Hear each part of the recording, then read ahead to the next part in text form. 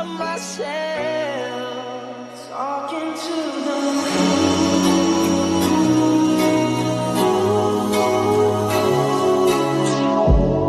topic. As you all know, today is the birth anniversary of Mother Savitribai Phule. Savitribai Phule was a famous social activist and poet from India. She was born on 3rd January 1831 in Nagav in Maharashtra. She bravely fought for women's rights, especially their right for education. Along with her husband Jyotirao Phule, she started the Savitribai faced much criticism for her work but never gave up. She also stood against child marriages and supported widows. As a poet, her writings spread equality and social justice messages. Sadly, she passed away on 10 March in 1897, but her legacy still shines bright. Many institutions in India are named in her honor, celebrating her efforts. Today, she is remembered as a beacon of hope, championing women's rights and education.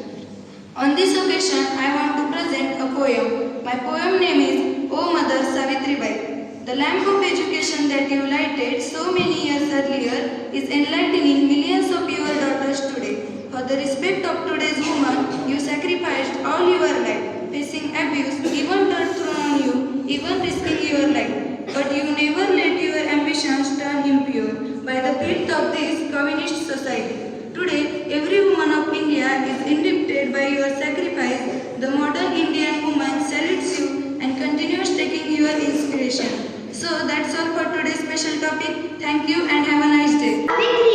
Savitri Jyotirao Phule Satara जिल्ह्यातील खंडाळा तालुक्यातील खंडोबा देवाच्या पाटलांची मी मुलगी.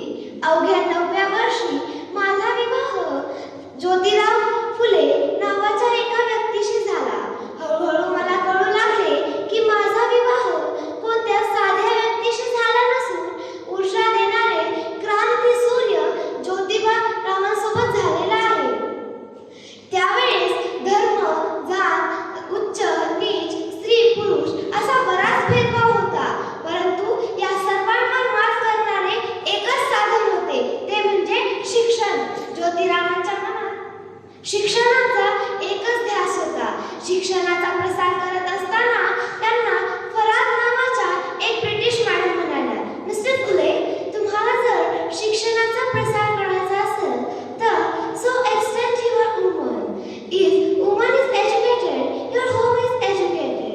पण तुम्ही जर म्हणत असाल की मुलीला घराबाहेर काढायचं नाही तर इट्स सो बॅड. याच्यानंतर झालंच तर ज्योतिबा मला म्हणाले, सावित्री, आजपासून मी तुला शिकवणार. ते मला पाटी पेन्सिल घेऊन शिकवू लागले. मी वाचू लागले, लिहू लागले व काव्य रचायलाही शिकले. अशातच